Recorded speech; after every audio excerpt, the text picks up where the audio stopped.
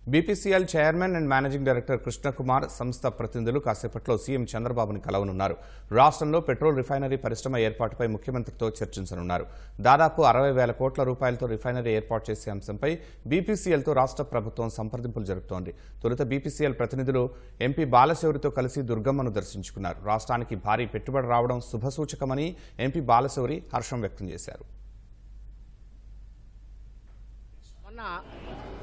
గౌరవ ముఖ్యమంత్రి చంద్రబాబు నాయుడు గారు ఢిల్లీ వచ్చినప్పుడు మనకున్నటువంటి హక్కు ఏపీ రీఆర్గనైజేషన్ యాక్ట్లో ఉన్నటువంటిది రిఫైనరీ కావాలని చెప్పేసి గౌరవ ముఖ్యమంత్రి గారు కేంద్ర పెద్దలందరిని అడగటం, ప్రధానమంత్రి గారిని, పెట్రోలియం మినిస్టర్ గారిని కూడా అడగటం జరిగింది. దాని మీద వెంటనే కేంద్ర ప్రభుత్వం కూడా స్పందించి ఒక మంచి refinery factory, oil refinery factory ఆంధ్రాలో పెట్టడానికి దాదాపు ఒక 60,000 కోట్ల రూపాయల పైన వెచ్చించి పెట్టడానికి ప్రయత్నాలు జరుగుతూ ఉన్నాయి. సో తప్పకుండా అది మన రాష్ట్రానికి వచ్చిద్దని చెప్పి మనం ఆశిస్తూ ఉన్నాం.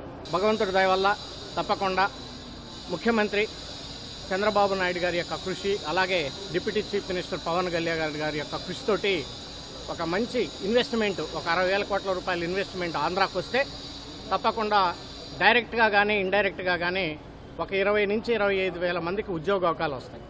దానికోసం అందరం కూడా ఎంపీలు అందరం కలిసి కూడా ప్రయత్నాలు చేస్తాం.